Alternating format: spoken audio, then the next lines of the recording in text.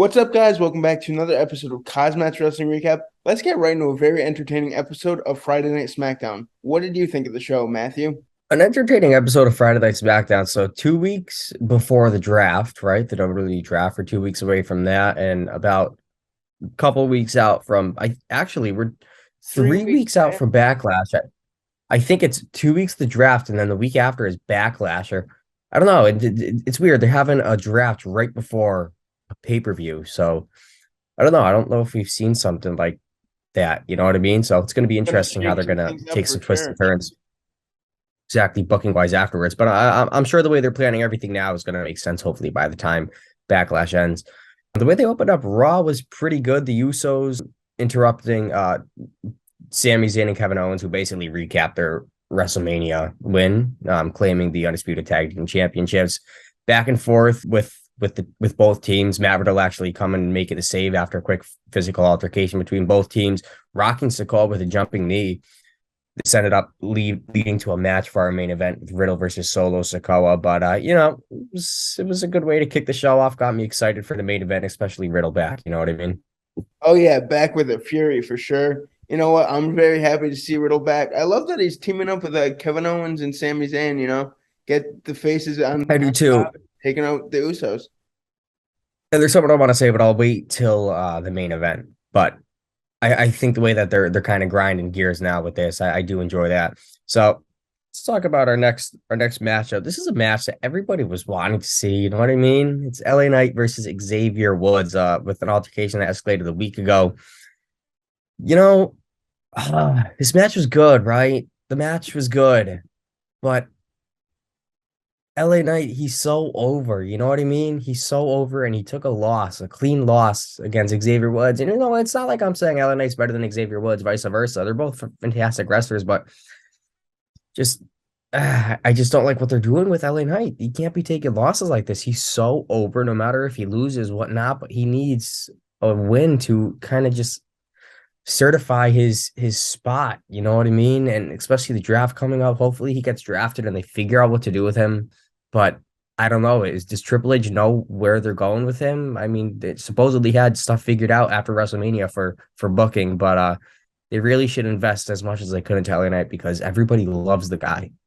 Yeah, let me talk to you. I've heard some big Oh, rumblings that he might win the Money in the Bank. That would be absolutely phenomenal. He's mm. one of the top choices right now. He's just so over, so great on the mic. I think he's got big things in his future, and I hope Triple H does him right. Mm. I do too, man. It's unfortunate, but the way everything's been running this past Monday and especially tonight on SmackDown, we got good hopes. We're in hopes that Vince McMahon has no say creative wise, really. He has left the We'll building. keep it that way. But the rivalry between LWO, right? LWO Latino World Order. It's nice to see that kind of back culminating back on our screens. It's been quite a while. And I just like what they're doing with Santos Escobar and Zelina Vega. And it's refreshing. So Santos Escobar versus Damon Priest, part of the Judgment Day. Crowd was feeling this, you know what I mean? Everybody was really hot on the seat. Everybody in the match was just both everybody around the ring, Judgment Day, LWO, of course, ringside. Rey Mysterio coming up, making the save after Priest picked up a victory, an unclean victory, I guess you could say. Rey Mysterio making the save, basically ensuring a feud with Dominic in the Judgment Day as it will continue this year's Backlash. But it was a great match, and you know what? We've been seeing nonstop wrestling for the past basically 45 minutes of SmackDown thus far. Yeah, exactly how you want to kick it off, really. Nonstop action, exactly like you said. These storylines are building great towards Backlash, and Mm, I think it's all going to culminate with a great pay-per-view. I think so. And you know what? I like how they're building everything too. And the way that they're building these SmackDown, or excuse me, the women's tag team championships. I do like what they're doing thus far. And I do agree with their opponents. So their first appearance since winning the tag team championships against Trish Stratus and Becky Lynch Monday night. Liv Morgan and Raquel hit the ring for a celebration, interrupted by Sonya Deville and Chelsea Green. This was Super happy great. about this, right? Super, super happy about this. A brawl between the two broke out with of course, the champions still standing tall, which is nice to see. So It wasn't anything crazy, but it was straight to the point, and it's like, hey, these are your new opponents basically, and I feel that's what's going to happen at Backlash. So I don't know. I don't know if we're going to see Chelsea Green and Sonya Deville take the W, but you know what? It's giving Chelsea Green some TV time, and it's giving Sonya Deville some authenticity. So I don't know. Like again, it's unpredictable, you know what I mean? But Chelsea Green, it feels like she needs some type of authenticity on the main roster ever since her return. It's just, it's been a little stale. We need her to look good. You know what I mean? Absolutely. I think it's a win-win for both teams.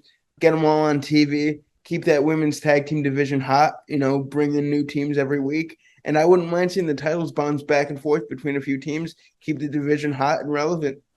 Keep it hot and relevant for sure, man. Now, speaking of hot and relevant, let's talk about our new member to SmackDown. He's been on SmackDown for over a year now, but just making his return, Shinsuke Nakamura. I thought it was going to be a promo. Maybe we'll see a new opponent. Hopefully, maybe somebody he'll face at Backlash. I don't know. But he actually had a quick squash match against Madcap Moss. Now, it's nothing that I expected, Madcap Moss took a nice L with a Kinshasa, but post-match video involving Scarlett and Karrion Kross basically sets up a program, I guess you could say, with Nakamura, but it could end up being a lot of fun. But it's going to be interesting to see both of their styles. Basically, them saying time is running out, blah, blah, blah, the same crap that they always say, but looks like they're going after Shinsuke this time. Hopefully, these two stars can certainly fight it out, and at Backlash, I would certainly like to see it culminate. Absolutely. I think this could be a great rivalry for both competitors. Start off Shinsuke with a hot feud with Karrion Kross on his way back. And I'd be very interested to see who they would choose for the winner for that thing. Yeah, man. And it's tough though because Karrion Kross, like I'm saying, authenticity is the name of the game for SmackDown tonight, and he needs some authenticity on the blue brand. He needs authenticity, period, on the main roster. And Shinsuke, he can't take a loss right after returning, being hyped up. You know what I mean? So I don't know. They kind of put themselves in a sticky situation there, but I know Triple H say the booking will figure something out nice, which I'm excited for. But I just want to see a good match. I don't care the loser. Not nonetheless. I just want to see a good match because they're two of the very best. Absolutely. Speaking of the very best, let's talk about our main event. It's already main event time. Matt Riddle versus Solo It Sikoa. went by so fast. It It really really did. It was an action-packed show. The show ended up like I guess cutting off like a minute or two early, but it was a good match. Everything was pretty smooth. Riddle was basically seconds away from winning the match, but actually ended up going out trying to take the Usos out at ringside, basically falling prey to a Samoan spike. So throughout this match, the Usos were actually thrown to the back after battling up against Sammy and KO, who were ringside, and then Sammy and KO ended up making the save afterwards after the Usos tried coming and creating an altercation. Sokoba still defeated Riddle, even though Riddle, was hot all along. They ended up putting him through the announcers table. I think they threw him over the announcers table to put him through. I actually kind of turned my head for a second, but nonetheless, Riddle looked hurt. And KO and Sammy came to make the save, but Bloodline still looked strong. So this is going to be certainly interesting. Now, what I wanted to say from what I was talking about before prior, we got Riddle, KO, and Sammy versus Jimmy J and Solo. Right now, we need somebody. If Roman Reigns is in the fray, who else? It makes perfect sense. Bring Randy Orton. that would Right? be You see what I'm saying? You need absolutely. somebody to even the odds with the tribal chief, and if that person, it's gonna be Randy Orton. Now that would be cool. Not like they'll take the title off of Roman with Orton, because there's been a lot of talks with Seth Rollins taking the title off Roman at next year's WrestleMania. I don't know, but nonetheless, I would not mind seeing Randy Orton take the title off Roman Reigns. That would be super interesting. But in terms of storytelling with this storyline, with the bloodline, nonetheless, it works out perfectly. But I don't know the timetable with Randy's return. You know what I mean? For sure. We don't know if Randy's going to be back in time. Either way, I think it's going to set up for potentially maybe a great six-man tag team at Backlash And they between. all have stories, they all have a Oh, it's past great. with Solo Sikoa taking out Riddle with a chair and the backdrop, whatever it is on the ring apron. But you know what? I love the way they're still booking this after WrestleMania. So it's keeping me intrigued because history goes back.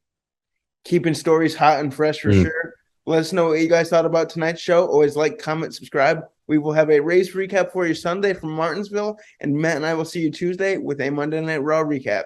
Until then, I think the Beast is on Raw. Am I right? I think they advertised Brock absolutely. Lesnar on Raw. That'll be interesting. So we'll see you guys Tuesday. Peace out. Yes. Peace.